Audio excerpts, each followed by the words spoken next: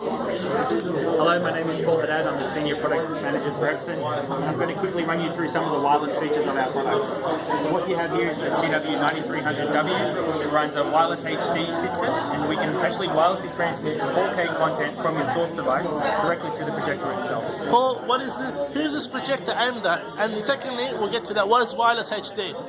So the product is actually really targeted towards enthusiasts, home theatre enthusiasts, and then wireless HD is a technology that allows you to send uncompressed 4K content directly to the projector itself. So there is a small transmitter box that you'll put next to your source device, plug your HDMI cable directly into that, and send it. So it's a semi-wireless technology for now? Yeah. And from Epson's point of view, when we look at these sort of projectors, what's the difference between a family viewer and an enthusiast? So an enthusiast is all linked about image quality, so they're uncompromising for the type of image they get on their screen. Family viewers are willing to make some adjustments but enhance their viewing experience. So let's get into more technical details for our more tech-savvy viewers. So how does wireless HD compare to, say, standard a Wi-Fi signal that some people may be used to streaming, in a casual sense, Chromecast and DLNA and these sorts of things? How is it technically different? So the wireless HD actually runs off 60 gigahertz frequency, which is actually quite a high frequency. So it's similar to the properties of light. So the signal will actually pass through glass, it will bounce off shiny objects, but actually gets diffused against And this 60 gigahertz signal, is it Epson proprietary or is it WiGig? No, it's an open frequency. But the protocol you're using is... It's not Epson proprietary, no. So there's the wireless HD consortium. Oh, okay. That'll allow you to send the signal. So we actually do have a 4K transmitter, which actually lets you send the signals uncompressed, which is actually quite rare. So do we have it here? Yeah, this is the one that's displayed right now. Okay, so for our viewers, we're just coming over here from our projector. We have a wireless transmitter here, and so this box is a semi-wireless solution where you plug in your devices, and this will transmit from the projector. So, Paul, what type of protocols do we have on the box? HDMI 2, HDCP 2? So it's HDCP 2.2. Okay, and that's so we're going HDMI 2B. 2B, yes. So full HDR, everything is supported with this. We don't have any compromises. That's correct, yeah. And so with this wireless frequency, how fast can we go on the frame rate? It all depends on the content that you run. I think there are some limitations depending on the content. These are very... So 120 hertz is a bit too much. Yeah, yeah. But in general, whatever current Blu-ray, so Blu-ray Ultra, whatever that, this should support it. Yeah, that's correct. So for example, no problem. I get the player, it has the 4K 60 frames a second. It should handle it. Yeah, it should be able to handle it. So is that a should or is that a guarantee? Because some older technologies they're not really suited for video streaming. Yeah. So this is something that somebody has to check with Epson to see whether it's going to meet their specs. We guarantee, we're able to stream video beautifully. I mean, we're looking. So this sample, this is streamed. Yeah. This is streamed. This is off a disc. Yeah, that's right. Okay. So at let's say 5 meters, we can go to what's the 5 meters. So there's a limitation of about 15 meters. Yeah, because there's a higher frequency is the short. Yeah, that's right. Okay. And this technology cascades down? So there's also the same type of technology, the TW6700W. The only difference between that is it won't be able to handle the 4K content. Okay, but it's still have the same technology, have a box. So that's mainly 1080p orientated. That's correct. Okay. So we have covered the wire. So I think you've made some advances in this area from a protocols point of view, from image processing point of view. What's new? Because lenses and motorized, these are more of evolution. Yeah. But in terms of image processing, you can make more lips and bounce. So what's new with this year's lineup? 4K enhancement is the real driver behind this product as well.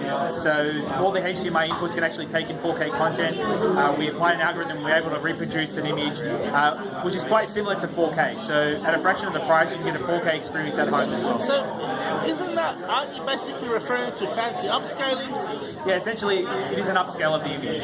So we have a glass panel inside that wobbles quite fast or shakes back and forth quite fast, and it will actually offset 2 sets of pixels. So you'll get double the amount of pixels on the screen, which will give you a higher resolution image, but it won't be native 4K. What is this technology called? I've never heard of using optical technology for upscaling before. Is there a name for this technology? It's an EPSON proprietary one. We don't really give it a market term, but essentially, yeah, it's a glass panel that shakes back and forth. Do you think it's a bit confusing using the name 4K enhancement? Yeah. For example, if I was shopping for a projector, I would want the best quality 4K processing possible without any over-processing, without any extra color. And when you say to somebody this projector has 4K enhancement, that implies you're doing some manipulation to the image. Yeah, so it is actually, it'll upscale 1080p content, it'll be able to handle 4K content, but what we're offering is a middle ground. So for a native 4K, you're paying a giant premium for that. We're offering you a higher quality image in 1080p, but at a cheaper price. Do these projectors decode any the codecs natively, or they're just meant for a display out? Made for display out, there's no codec. So, for example, a user can't just push stuff over the network and expect the projector to decode them all. Is that something you're seeing as, because some users, they want to stream off their devices or network servers and just want to push everything over? At the moment, there's no real plans for that in the range, but maybe in the next few years you may see that come down. So the networking is just basically for raw streaming.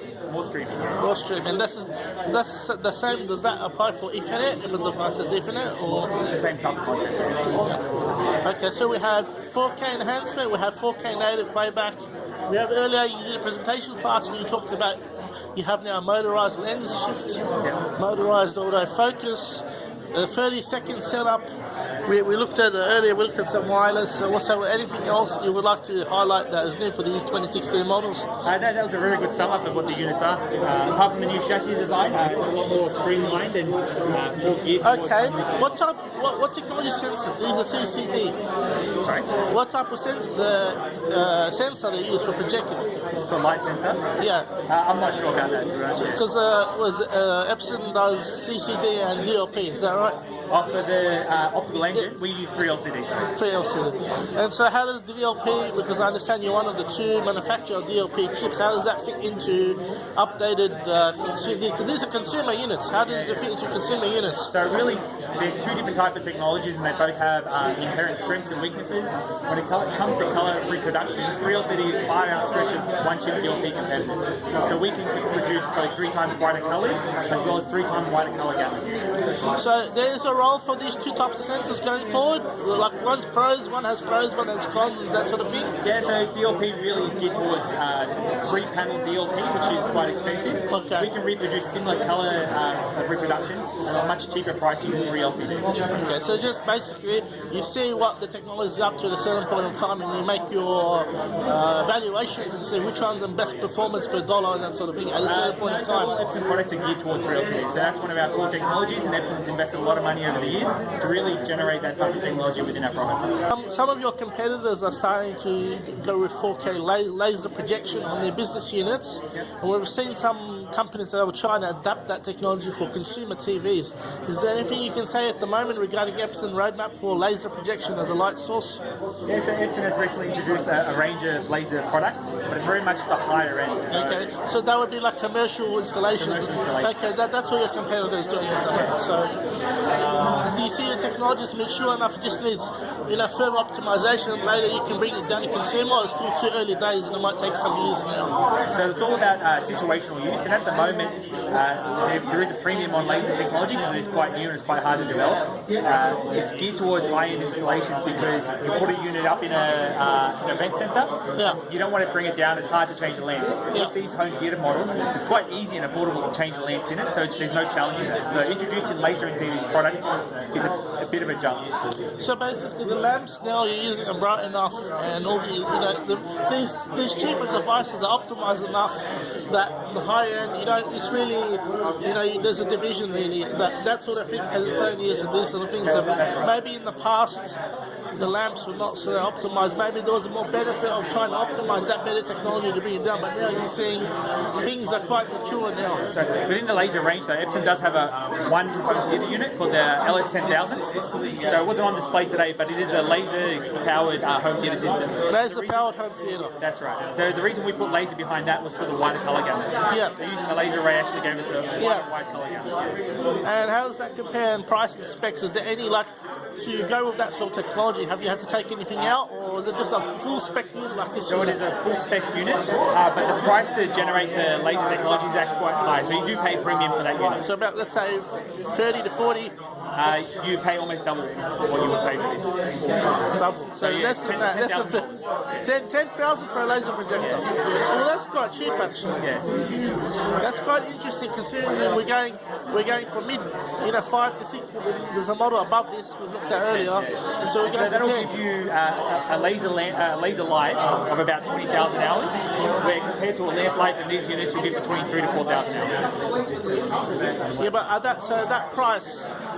Why would I get older technology in quote marks? For the laser one? Or if you're saying you can offer somebody a laser for 10 grand and they have a lamp for 5 grand, yes. Why should I go with the older technology? It comes down to the user situation. So some people will buy this unit and then also have leftover money to buy the screen and the speakers, while other people are willing to invest a little bit more in a high-end product. Okay, fair enough. Yeah. So it's all about price points. So basically, Paul, you're suggesting that the way technology is your development of lamps and lenses, you said you have a new lens, you should basically look at the whole range and see how much money you're willing to spend, because nowadays there's something at every price. There's not really a big gap between different types of offerings and technologies now. Just see what is available at your budget, basically, I guess.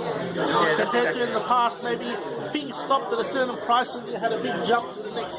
Yeah. So we do have stepping stones amongst the range, and we do encourage people to buy a product that suits your needs now, and there's always the opportunity to upgrade later on down the track. So once you become familiar with projection technology, you're able to invest. Okay, to sum up, Paul, what would you say is the next big thing coming from Epson?